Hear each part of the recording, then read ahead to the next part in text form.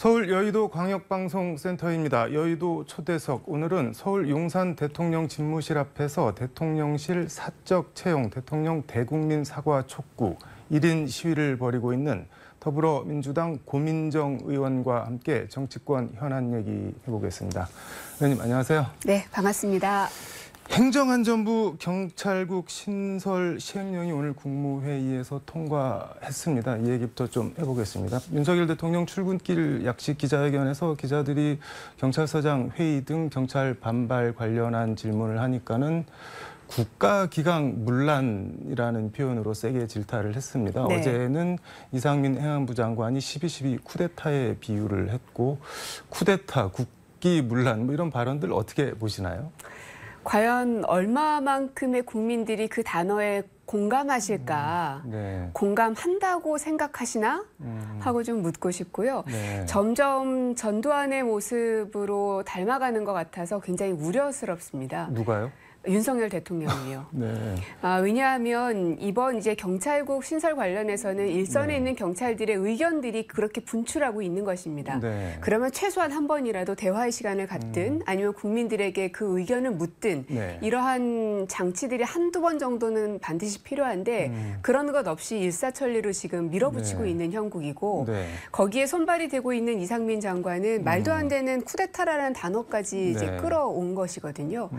뿐만 아니라 그 전에 거제에 있었던 파업과 네. 관련해서도 그 경찰 특공대를 투입할 것을 검토했다라는 얘기까지도 나왔습니다. 네. 그래서 이 경찰국 문제도 그렇고 아까 말씀드린 파업을 대처하는 정부의 자세도 그렇고 네. 여가부 폐지 문제도 아닌 듯 싶다가 로드맵을 제시하라고 대통령께서 네. 얘기를 하셨습니다. 그래서 모든 자기가 생각하고 원하는 것에 있어서는 네. 국민들의 의견이건 혹은 야당의 의견이든 무엇이든 간에 일사천리로 밀어붙이겠다라는 네. 태도를 계속 보이고 있고요. 그에 비해서는 본인이 하고 싶은 것은 누구도 막지 말아라라는 것과 같습니다. 네. 왜냐하면 제가 지금 그 용산 대통령 집무실 앞에서 1인 네. 시위를 쭉 진행을 했었는데 네. 가장 그 큰 문제점이라고 보는 것은 민간인 수행원 문제였거든요. 네.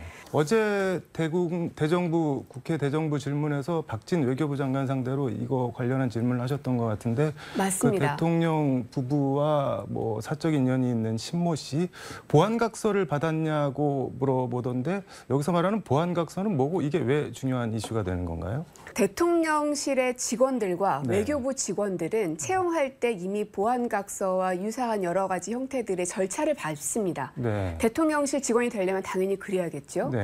하지만 신지현 씨는 그냥 민간인이기 때문에 이 사람만을 위한 특별한 보안각서를 절차를 밟아야지 마땅합니다. 그럼 보안각서를 안 쓰고 사전 답사단에 포함이 된 건가요? 알 수가 없습니다. 여기에 대한 진실은 대통령실만 알고 있습니다. 만약에 보안각서를 갖고 있다면 거기에 네. 대해서 내보이면 될 것이고요. 만약에 내보이지 않는다면 없다는 얘기이기도 하겠죠. 그러면 어떤 의미인 건가요? 그거는? 대통령의 일정이 공개되기 전까지, 즉 실행되기 전까지의 모든 내용들은 네. 1급, 2급 비밀에 해당이 됩니다. 네. 일정이 진행되기 전의 것들은 1급, 2급들에 해당이 되기 때문에 네. 대변인조차도 접근이 안 됐었던 겁니다. 여기에 이제 민간인인 신지현 씨가 포함이 돼 있었던 것이고 그러면 1, 2급에 해당되는 국가 기밀을 민간인이 아무렇지도 않게 봤다는 것입니다.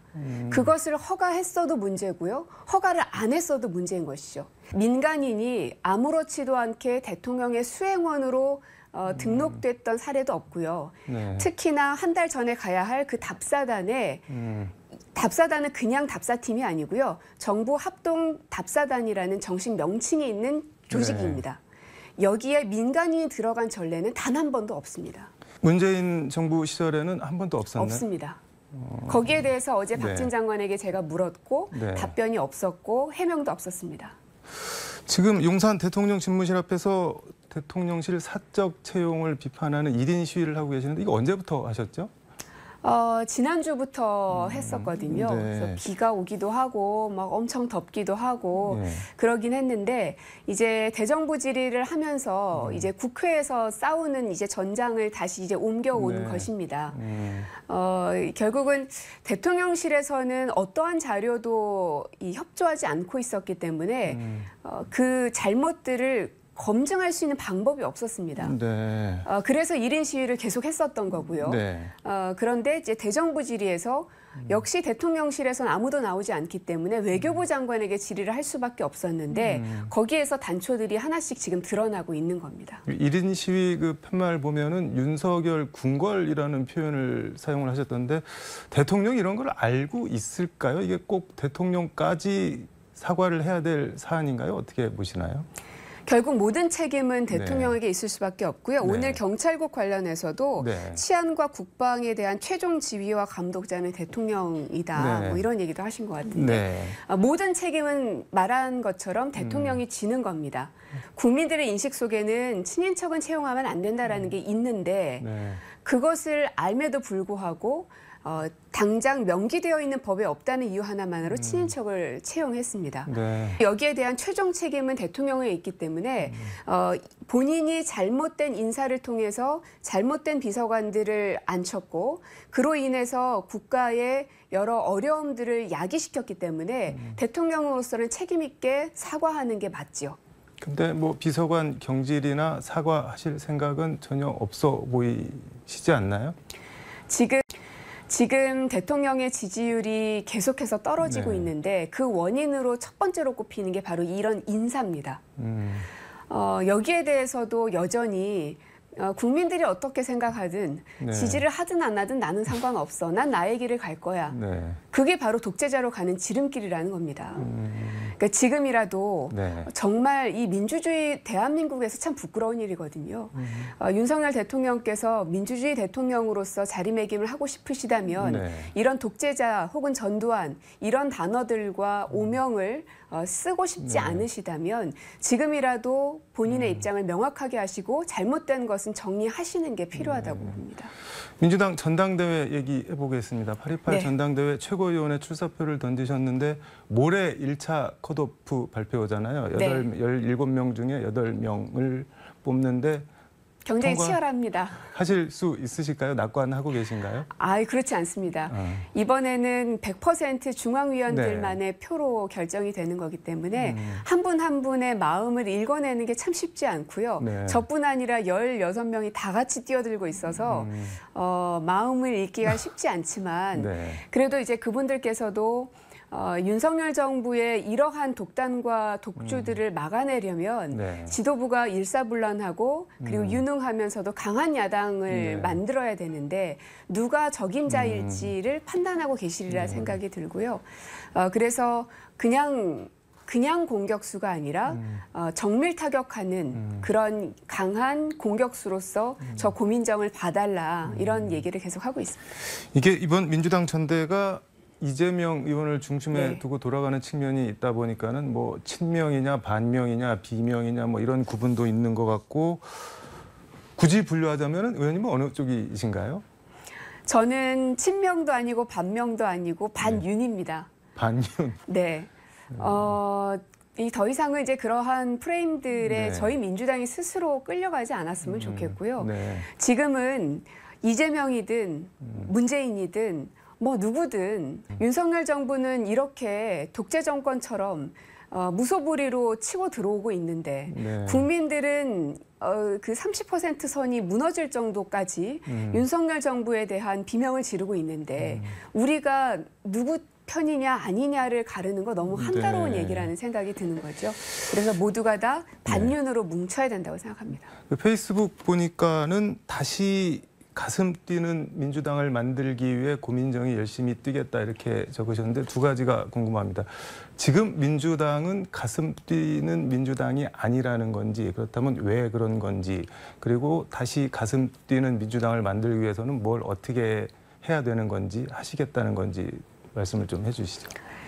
지금의 모습은 앞서 말씀드린 서로 이제 계파가 갈라지는 이런 네. 모습들 때문에 가슴을 뛰게 하는 게 아니라 화가 나게 만드는 민주당인 것 같습니다. 네. 그러나 민주당의 가장 가슴 뛰게 했던 민주당 그리고 야당으로서의 그 면모를 발휘했었던 민주당을 생각해 보면 네.